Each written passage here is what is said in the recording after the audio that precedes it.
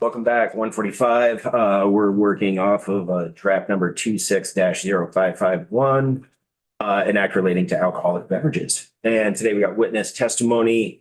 There's been some suggested language that came in for us to discuss and find it on your new document, on your documents page. And let's see. Is this updated or is this the old draft? I don't think Tucker has updated. Okay, so we're still working off the old draft right now. Okay, thank you for that clarification. Yeah, so we are having some conversations about some proposals that'll be forthcoming. So I am gonna start things off with guests. Justin, how are you? I'm good. How are you? Good, good, good. Would you like to start us off, sir? Yes. Hello, committee members. For the record, my name is Justin Hijek. I'm the owner and operator of the Main and Mountain Barn Motel in Ludlow, Vermont. We are a cocktail-forward restaurant where alcohol represents a significant portion of our gross sales. And I guess I'm not here to oppose public safety, but to speak to the economic practicality and policy design.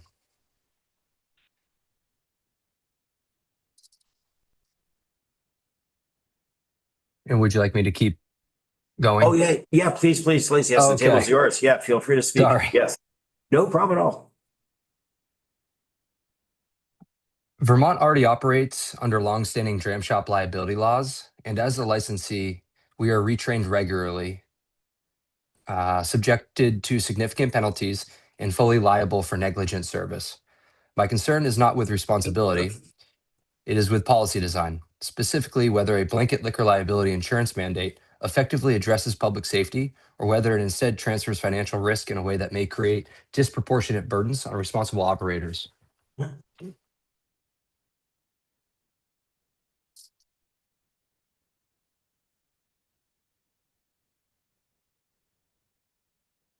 Liquor liability exposure is not equal across all establishments. A high volume cocktail restaurant carries different underwriting risk than a small inn or a cafe with incidental wine sales. A blanket mandate does not reflect the actuarial realities insurers themselves recognize.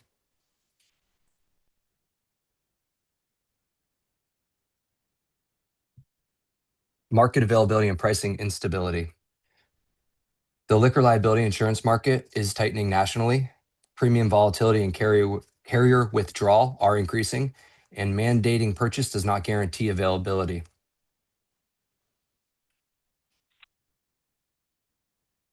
If the legislator believes mandatory insurance is necessary, I would respectfully suggest a tiered or revenue-based threshold. A one-size-fits-all mandate may unintentionally penalize responsible compliant operators.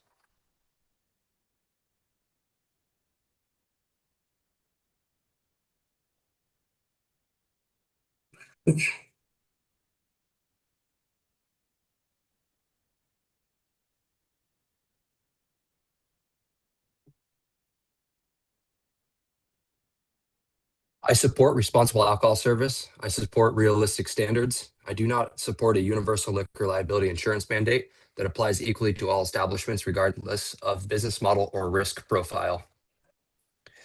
Vermont already has and operates under dram shop laws regulations. These laws date back to the repeal of the Prohibition age in 1930s, and licensees can be held civilly liable for negligent service. Drinking culture has changed significantly since the 1930s. Enforcement standards have evolved, compliance expectations have increased, and technology has improved accountability, point of sale tracking, surveillance, ID verification. We are not operating in a loosely regulated environment. Mandatory training, we are required to be retrained every 2 years. That is not optional. Noncompliance carries significant penalties. Enforcement consequences are suspension, fines, loss of license, civil liability exposure under dram shop statutes. This is already a high accountability framework. Excuse me, I wrote this on my notes, so bear with me. I wasn't prepared. This was only a few days ago. No problem. Take your time. Relax. It's fine. I guess one of the core issues for me is not all bars or restaurants are the same. A cafe selling 10% alcohol is different from a cocktail-driven restaurant. A seasonal inn is different from a high-volume nightclub. A restaurant with curated cocktails is different from a dive bar. yet the mandate would apply uniformly. Insurance pricing and reality. My liquor liability quote is higher specifically because of a large percentage of my revenue that comes from alcohol. That does not mean we are irresponsible. It does not mean we have claim history. It means insurers rate based on revenue mix. A blanket mandate disproportionately impacts businesses like mine. Market concerns, of which I touched on in my opening statement. Insurance markets are tightening nationally. Carriers are exiting hospitalities. Mandating coverage without addressing markets access creates pricing power for insurers. Fairness and realistic standards. I am a proponent of realistic standards. Realistic standards consider differences in business model. Realistic standards recognize existing compliance burdens, and they also avoid overcorrection. Businesses that determine coverage is appropriate should carry it. High-risk establishments may reasonably require it, but universal mandates assume universal risk, and I don't believe that assumption is evidence-based. I would have some questions for the committee, if that is part of my testimony today. And that would be, what are specific data shows uninsured establishments are creating unpaid claims? And is there evidence that existing dram shop enforcement is failing? Has the state studied the financial impact on small or rural operators? And has the insurance market capacity been evaluated before mandating participation? Some reasonable alternatives could be tiered requirements based on alcohol revenue percentage, higher thresholds for high risk categories, state facilitated insurance pools, delayed implementation pending market review, allow proof of financial responsibility alternatives.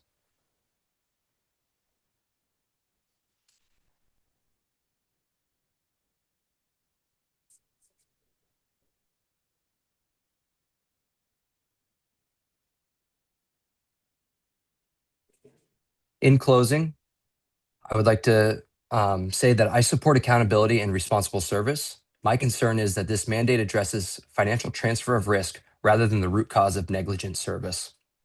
Vermont already holds licensees accountable for negligent service. We carry legal exposure, reputational risk, and regulatory oversight. If the goal is to reduce overservice and harm, I would encourage the legislator to focus on training, enforcement, and clarity of standards. Insurance is a financial instrument. It transfers risk after the harm occurs. It does not prevent the harm itself.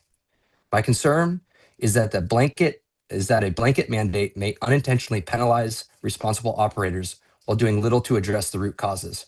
I respectfully ask the committee to consider whether this proposal improves public safety outcomes or simply shifts financial liability within an already regulated framework. I'd like to thank you all for your time and your thoughtful consideration. No, thank you very much for that. And I think some of the questions that you're positioning are good questions for the Deputy Commissioner of Financial Regulation who's here. Perhaps may have some of those like data sets for us to answer cleanly. But there's been a lot of conversations over the years in and around the statutes that kind of drive the insurance market within dram shop, things of that nature. So I appreciate that. I mean, just full disclosure for myself, I'm a 30-year hospitality industry veteran, so I understand what's going on right now with the markets very, very clearly. So I definitely am empathetic to what the industry and yourself are experiencing with insurability right now.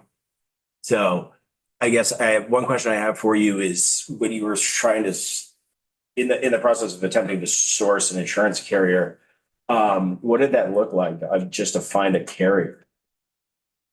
Finding a carrier, is rather hard. I have an insurance broker, the Richards Group out of Brattleboro, who helps me with all of my insurance claims and insurance coverages. They came back. It's hard because, as you folks know, the state of Vermont operates with 0 bars. We're all considered restaurants. We serve hot meals. However, it doesn't negate the fact that, predominantly we are a liquor-based establishment. We're a bar and motel. So we use motel guest stays as well. Part of the underwriting process is the insurers look at your gross alcohol sales in comparison to your soft drink sales or your food sales. Given that we're predominantly a bar, finding coverage has been rather hard. Insurance companies don't even really want to look at us. However, I was able to get a quote from the New England Excess Exchange, dated this past July was my most recent inquiry, and that was about $14,393 for the year to carry as an additional insurance expense. Mhm. But that was the total for the coverage for the alcohol liability component. That was for the On liquor top of all liability. your other insurances that you have for general liability. Yes. Correct. That is just that liquor liability insurance. Okay. Yeah. Understood. Do you have any other questions from the committee for Justin? Rep. Hooper Burlington? It probably seems like a really simplistic question at this time, but that particular liability insurance covers excess serving. Incidents that occurred due to alcohol consumption. Yeah, in general, right? It's your general like liquor liability. Correct. So that's above and beyond all the other coverages. Yeah.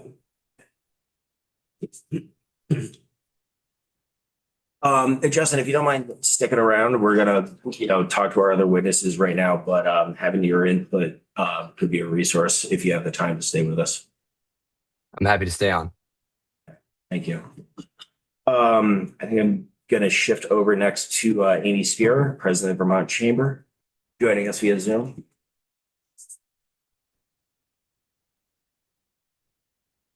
Good afternoon, committee. Give me a thumbs up if you could hear me. I'm having some trouble with my technology. Good? Okay, perfect. Audio is Chris. We got nothing on video. Okay, so hopefully the video will come through, but for the record, my name is Amy Spear. I'm the president of the Vermont Chamber of Commerce. Our mission is to advance the Vermont economy through advocacy, community, and resources. An important piece for this conversation is that Vermont Independent Restaurants, or also known as VTIR, is a working partner of the Vermont Chamber, and they are charged with preserving and advancing Vermont's restaurant and bar industry. So we really appreciate the opportunity to weigh in on this bill, in particular the mandatory liquor liability insurance, the edit that will be coming. If it's not in your current draft from the Department of Liquor and Lottery that they'll be requesting. So we are in concurrence with the DLL recommendation to request the repeal of the mandatory liquor liability insurance requirement. After reviewing national insurance market conditions, Vermont-specific dynamics, member feedback, we believe that a repeal is prudent and proportional response to current market realities. Looking nationally, for example, the current challenges in the liquor liability insurance market are part of a broader national shift affecting casualty insurance lines generally.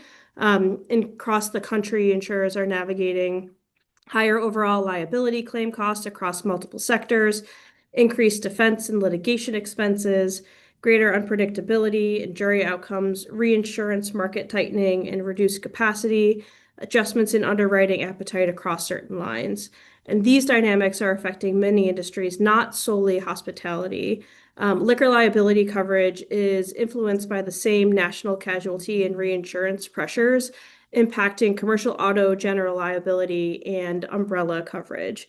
Importantly, these trends are macroeconomic and legal system driven. They do not reflect changes in the professionalism or responsibility of Vermont's hospitality operators, just as you've heard from the previous witness.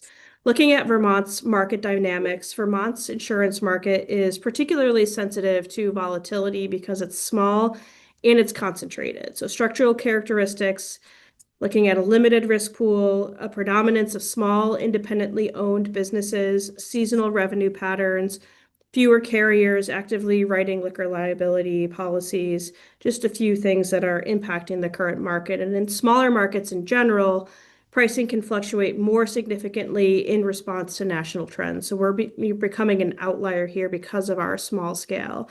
So underwriting adjustments made at a national level are often applied broadly, even where local loss experience remains stable. From member feedback, businesses are reporting in the hospitality space significant year-over-year premium increases. And when I say significant, I'm talking in the 20 to 40% range for increase year-over-year. And it's not the first year of double-digit increases. Reduced carrier participation and greater unpredictability in renewal times. Restaurant and hospitality establishments typically operate on single-digit net margins. Substantial insurance volatility can meaningfully impact long-term operating decisions. When we're considering the policy question is not whether alcohol service carries risk. We acknowledge that it does, and that is why Vermont maintains a comprehensive liability and regulatory framework. The question is whether a universal insurance mandate remains an effective tool when the marketplace for that product is unstable and heavily influenced by national market forces. A statutory mandate functions best when coverage is broadly available, competitively priced, and predictable. In the current casualty insurance environment, that assumption does not consistently hold true. Repealing the mandate for liquor liability insurance does not remove accountability. Civil liability standards remain intact. Vermont's dram shop framework remains intact. Licensing oversight remains intact. And responsible service laws and enforcement remain intact. This proposal addresses only the purchasing mandate. It doesn't alter the underlying liability structure that Vermont has. Again, just talking briefly about responsible operators and existing safeguards in our state. Vermont's hospitality businesses are deeply rooted in their communities, just as you heard from the previous witness.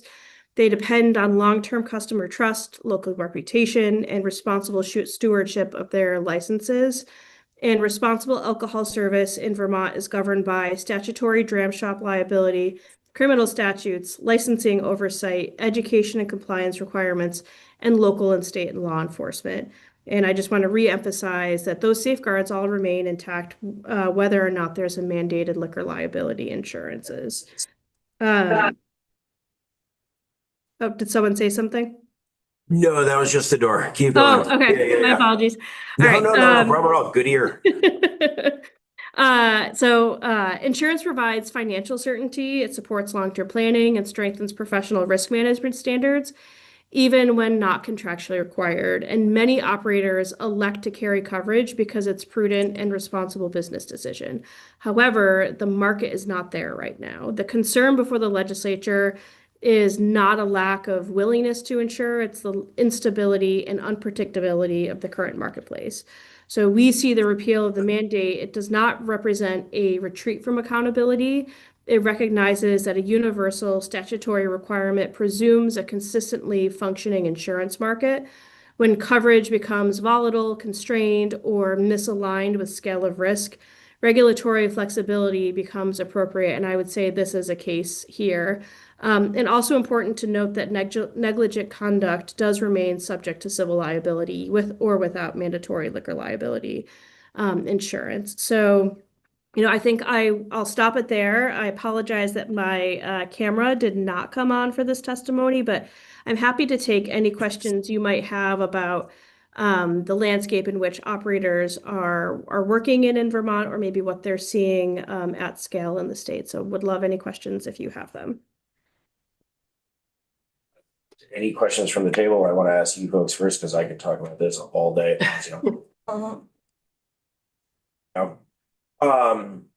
So aside from Justin, as far as the stress within your membership that this is putting on financially, so a 20 to 40% year over year, and so some of the tweaks that were made, just for like a historical content, there were some changes to statute were made a few years ago in a hope to sort of anchor in what is the base rating for the state that then the qualifications or actuarial assessment on the operators it's built from. Amy, do you want to give like a background on that just for like historical context on how we got here? Yes, happy to. As Chair Byron mentioned, I think we've been engaged in this conversation for about 6 years now on behalf of the hospitality industry. So it's something that we've been following and paying close attention to for some time.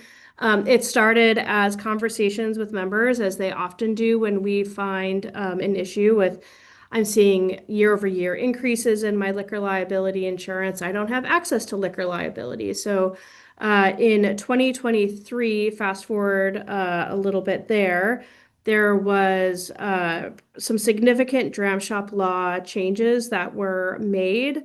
And that moved us from strict liability to negligence for all provisions other than, I believe it was serving after hours and serving underage.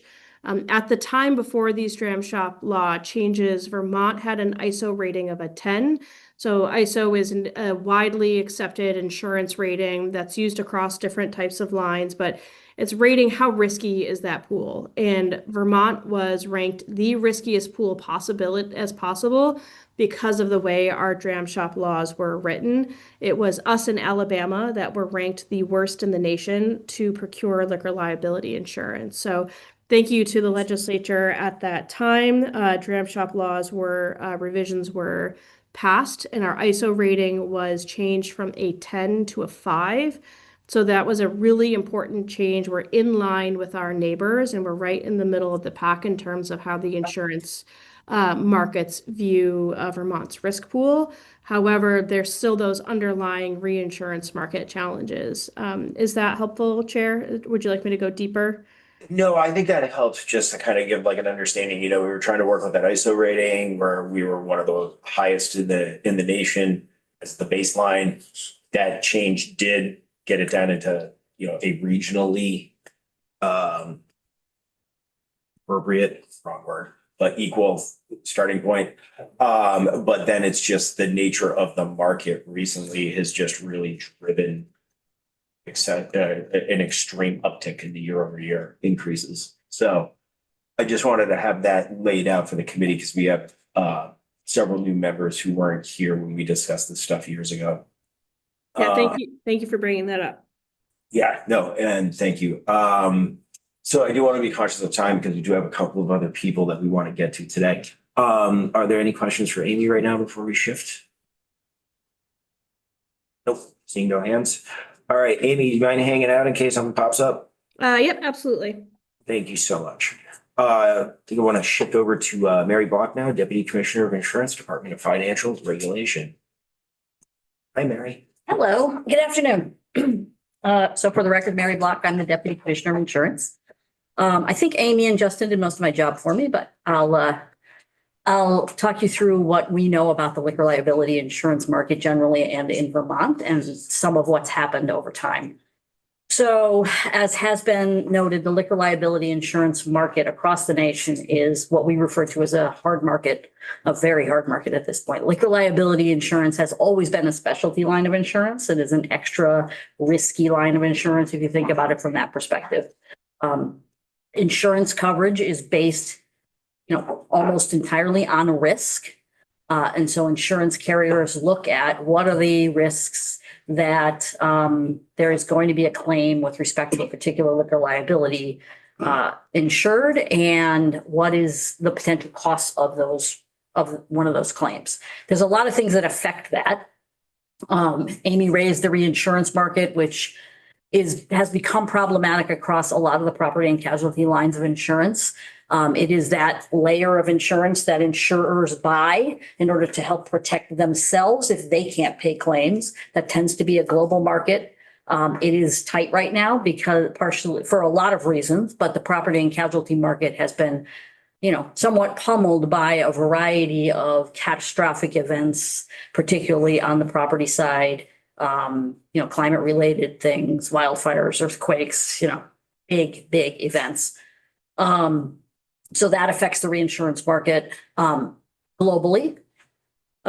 Liquor liability is also unfortunately subject to a lot of some of the other rising costs that we're all experiencing. Because when you have a liquor liability claim, it tends to be involve property damage or medical issues, right? People get into accidents. There's a lot of medical costs, as we all know from reading the news in Vermont. In particular, healthcare costs here are incredibly high. That affects those prices as well, right? Because an insurer has to take into account how much that claim might cost them, and how quickly they're going to hit the maximums for that policy when a particular claim is made. There are litigation risks also that play into this. Obviously, Vermont is not particularly heavily litigious, and we are a small market. So when looking at our market, insurers look at national trends as well. And so, liquor liability litigation can be costly, can have those, runaway jury, nuclear jury verdicts that can cost substantial sums of money. And so that plays into the issue as well. The changes that we made in 2023, hard to believe, did actually positively impact our insurance market.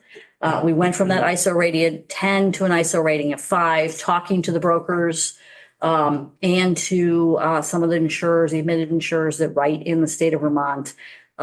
Our increases are not as high as our neighbors' increases. So our prices really aren't coming down. Their prices are rising to meet us because they are still experiencing that hard market as well as us. We've sort of stabilized a little bit. Generally, and they're rising faster to sort of even out with us. So it's still a pretty difficult market. There's a little bit more activity in the surplus lines market. So, and we'll get into the insurance weeds, right? There are, it's referred to as the admitted market, which are the carriers that are regulated by our department, for example.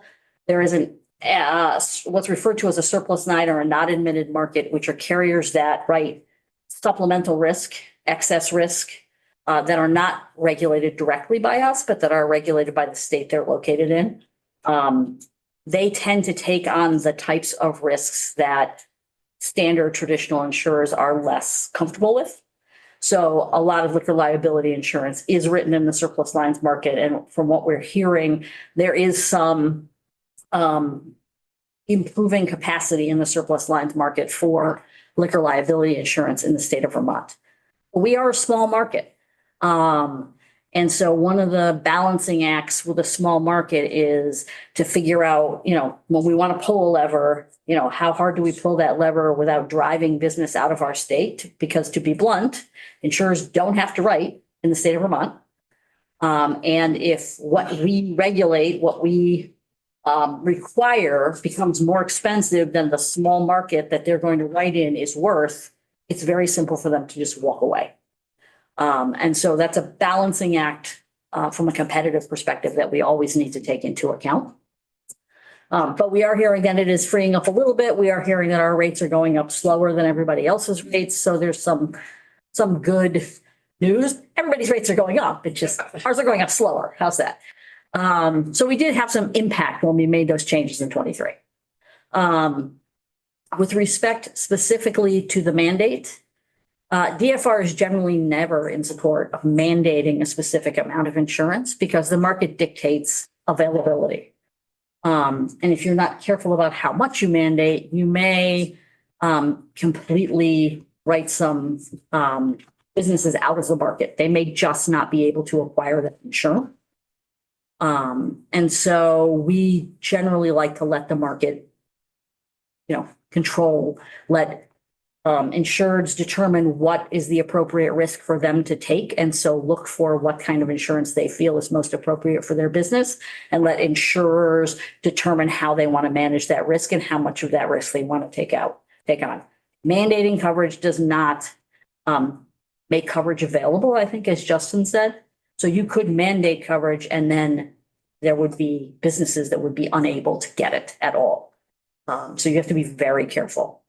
The level that if we were to keep the mandate, which I don't recommend doing, we would have to set that level at such a low level to ensure that everybody would be able to meet it, that it would not provide much coverage, to be honest. And letting, businesses determine what they can afford and what they are willing to take versus setting a floor that, everybody may just sink to, doesn't seem to be the most appropriate in our opinion. A little bit about how insurers think about risk from a liquor liability perspective. Justin mentioned the fact that they are liquor heavy. Insurers look at alcohol to food ratios because obviously the more alcohol, the less food, the more likely there is to be somebody who's out of control and is likely to have an issue. They also look at how late a business is open at night. Because the longer you're open, the less food you sell, the more likely somebody's going to over imbibe. They also take into account college towns, which Chittenden County is full of colleges, because obviously young people are more risky than those of us who go out and have a couple of beers with our dinner on a Friday night. And so all of those things play into how much liquor liability insurance you might be able to get and how expensive that might be. And there are other factors obviously around sort of what kind of business you're operating. It's different if you're a true restaurant versus what's more like a bar. It's different if you're a country club versus an event venue where you're having a concert and people are mostly drinking and having a little bit of food. So all of those differences play into how an insurer thinks about what that risk is, how likely that risk is to occur, and how often and how much it's going to cost. Yeah, there's so many variables. And also if I recall, doesn't different aspects of entertainment too, right? Like Yep. pool tables, dartboards, those are all factors that escalate. Yes. Yeah. Representative Hoover looks like he has a question.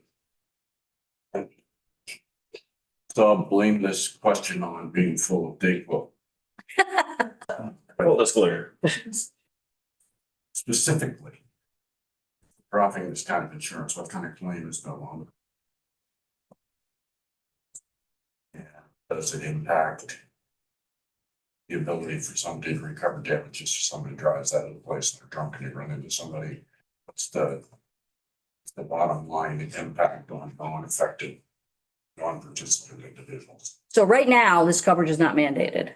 So essentially, we would just not be changing the current status. A lot of businesses that sell alcohol have liquor liability insurance anyway, because they know they need to manage their risk. But they're not required to have it.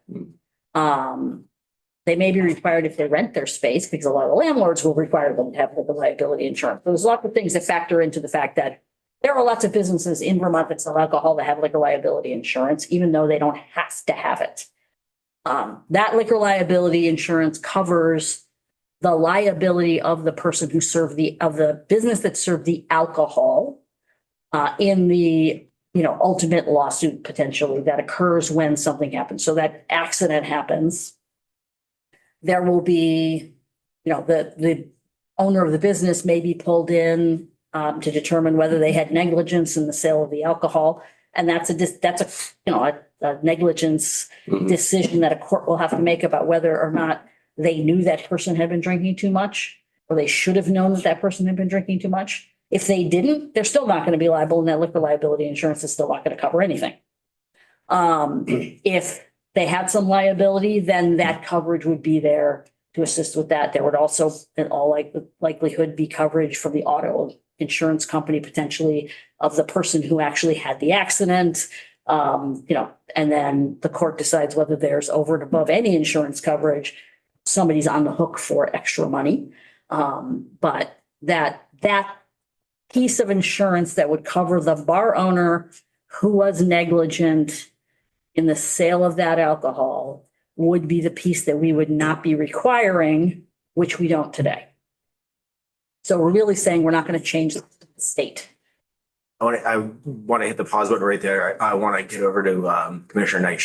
I know she is on a clock to get to another committee in a little while. So if you don't mind, we can circle back with some more questions perhaps. But I wanted to give the commissioner an opportunity to speak to this. She has to get down to. Yes. Appreciate it. Buddy Knight, Commissioner, God bless you, Department of Liquor and Lottery. So this was passed in 2023 and the motivation was to actually improve the ability of our licensees, the Vermont businesses, to secure liquor liability insurance. That's proven to not be the case as you hear from Justin and Amy and Deputy Commissioner Block. We testified 2 years ago, said that it was not necessary. We have, as you've heard, plenty of safeguards around over serving, we have mandatory education, et cetera. This is not a safety issue. This is not a public safety issue. What drove this bill is not public safety. So since 2 years, we put this in a sunset. We have consistently heard from our licensees that they continue to not be able to find liquor liability insurance or afford it, as the Deputy Commissioner and Justin and Amy have explained. So again, we think it's not necessary, and it's causing our businesses to find it very difficult to operate in the state of Vermont. The department does not require liquor liability insurance as a condition of licensing. It's only the exceptions of those that have had violations. So we're suggesting that the mandate be repealed. And that's what we have said in written testimony. Yes, thank you. Okay? Yes. Question? Sorry, that's your job. No, no. You're in my head. You know where I was going with my next one, Commissioner. Yes. So the testament theme, amount of work we've done together. Any questions for the commissioner? She's got about 3.5 minutes. No. Oh, sorry. Representative Hango. It may not be for you, Commissioner. It might be for the Deputy Commissioner of Insurance. But will those licensees who are required to have liability insurance, who have had violations in the past, be able to find it going forward, to be able to get that insurance? Oh, that's not a question for me. I didn't think Yeah. so. I would say that right now licensees are generally able to find insurance. The question is how expensive. Okay. There is insurance out there. We deal with a number of carriers that offer, but it is very expensive. And if you have violations, it is incredibly expensive. Because you have put a target on your back, you are a much higher risk at that point. But that's your, Well, yeah, and I would argue if you have a violation and we require it, there's obvious reasons why we require it. You've demonstrated you can't abide by the rules and regulations and you're making it unsafe. Therefore, you need liquor liability insurance. And if it's expensive, lesson learned, maybe. thank you. Yes. Anything else for the commissioner? No. Thank you for Great, that. thank you. We'll circle back on those other components next week. Yes, thanks, appreciate it. Yeah, no problem, no problem. So do we have further questions for the Deputy Commissioner DFR? Nope. All right, I am gonna go off script with another witness right now and invite up Adam Necrason. He has he represents that we're very engaged in this conversation back in 2023. Mr. Chair, members of the committee, Adam Necrason, Necrason Group, Vermont Association for Justice. With the Vermont Association for Justice, we're going to bring you a different perspective on this matter and raise some concerns about the direction of changing the current law. And bear with me, because 95% of this interest we work with is in the Judiciary Committees. So I'm about to bring you into a different space in the law. And it will be another perspective from the regulator supervising accountability for the business, or the insurance supervisor, making sure there's safety and soundness in insurers that sell products to Vermont businesses. But instead, consider this. Someone crosses the center line at 2 o'clock in the morning, and the voice I'm bringing to the table is your constituent that now is facing lifelong catastrophic injuries. And the good news is, compared to when we started working on this issue, my circa 95. So since then, when I started working on drunk driving issues in 1995, Governor Dean, it was a epidemic. Drunk driving, deaths, and irresponsible consumption of alcohol was the crisis of the day. And so when we think about a success story, this is one of them. But we are not where concerted action for 25 years, starting really, when I was in high school, graduating 1989, Mothers Against Drunk Driving, it really started in the late 80s that we need to drive at responsible behavior with the consumption of alcohol. To jump to the very end, Mr. Chair, and then unpack it between here and there, I'm hearkening to Justin Hyatt's testimony saying one size may not fit all, and that we may have more work to do on this issue. But the current law, despite what you've heard, is that we require insurance for the risky behavior of selling alcohol. We also require insurance for automobiles on the road. And so it is, to a certain extent, an unusual requirement, but they are risky behaviors where people get hurt, and they get hurt badly. Now, this about when someone's hurt, the question is not whether there will be costs, whether someone will pay. It is a question of who will pay.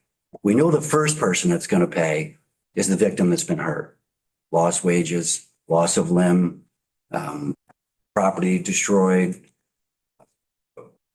breadwinning potential lost. I mean, it's catastrophic that injuries that can occur. And so taxpayers come to the table next. So after the victim, it's, well, who's going to cover the health costs? Well, Blue Cross Blue Shield and Medicaid are doing a lot of that. And so when you get to the property and casualty insurance questions, it becomes about reconciling, finding the culpable parties and making sure that the insurance or their financial responsibility is sharing the burden of the loss that's occurred. And so if an insurance mandate isn't the right fit because it's financial responsibility that we're saying is the public policy, that'd be another way to look at this. Insurance is the great collector of that risk, and serving alcohol. I'm not here thinking of the cafe or the restaurant or the small brewer where there's a lot of small business responsibility. Our involvement in Senate House Judiciary, most recently, where we were partners engaged on rewriting the dram shop law. And I'm a little surprised here 10 becomes a 5 based on these changes. We were skeptical about that rating, and that I only have that sentiment even more now based on the depth of the changes, which we're clarifying. It's still strict liability. Is that Romanet 4, if I recall? Is the ambiguous statute? Yeah, probably, but there were 2 negligence and there's 2 strict. And if you serve after hours or serve someone underage, you're with them until they're sober. It's strict liability. If you overserve or serve an arguably intoxicated person, that's a negligence question that's going to go to a jury. Now, despite your sentiment, Vermont is the least litigious state in the nation, and there are no jackpot justice verdicts. Here's why. Vermont has the strictest jury standard for civil verdicts in the country, one of a handful of states. And so for a plaintiff who's been hurt, to get the insurance company of the bar that served to pay them damages, they have to prove, is this an 11-member committee? It is. They have to get all 11 of you and your assistant to agree unanimously that they have met their burden of proof, that the bar overserved. If one of you in that jury say no, the defendant prevails and the insurance company won't pay. And so that's why we are the state with the least tort reform where the legislature weighs in to create special immunities because jury verdicts in Vermont are rare, they're low, and we're not a litigious community. But when people are hurt, it's the car insurance company that pay of the person that got hurt. First, go to your own car insurance. I got medical bills and I'm out of work. I bought my underinsured motorist coverage for a reason. Those lawyers for that insurance company now, well, who else is at this reconciliation table with me? And it's going to be very hard to prove that a nightclub, I mean, forget about the cafe and the restaurants. They're so much responsible environment, but it's 12:30, just off Church Street, a lot of college kids. And in House Judiciary, we were able to bring forward a story of a woman catastrophically injured by being adjacent to someone swinging a bottle at somebody they were angry at. They get lifelong injury, loss of eye. They're just literally next to this, not part of it. Turns out the bar, nightclub, uninsured. So this person has lifelong damages and they're not going to get any financial recovery. So that motivated the Judiciary Committee to bring forward what is the current law. The agencies have not followed through on it. They have their reasons. They want to relitigate that here or look for some tailoring. Could make sense because I know that it was, when you read it, it says, make sure they have insurance, agency, you figure it out. And that's a classic legislative first pass to hope that the agencies can sort the details out. I'm just elevating above insurance mandates to financial responsibility and making sure to bring to the table the constituents who are left irreparably harmed and potentially without recovery. It's not common. We are a responsible state. Drunk driving happens all the time. Go to the courthouse every Monday. They're there. I would venture very little of that is coming from responsible servers. And then there's the overserved story. So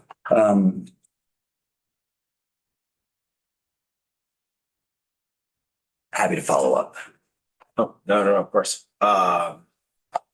Any questions from Mr. Grass? Any questions for the other guests that we have in the room right now on this piece? All right. So as you folks can tell, who were around for this conversation a couple of years ago, but also new to the committee, this is a very deep conversation in and around insurance liability. So this was, I think it was a really helpful table set to the opinions on this. So we'll have to take this conversation up again the next time we discuss the bill, because there was some other changes that were being discussed and around some of the other provisions as well. So I wanted to have this block of time today, though, to really be able to amplify this conversation around this insurance liability mandate provision.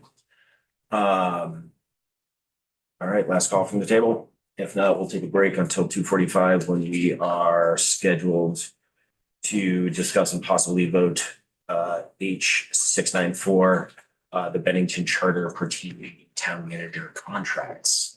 Seeing no hands or questions,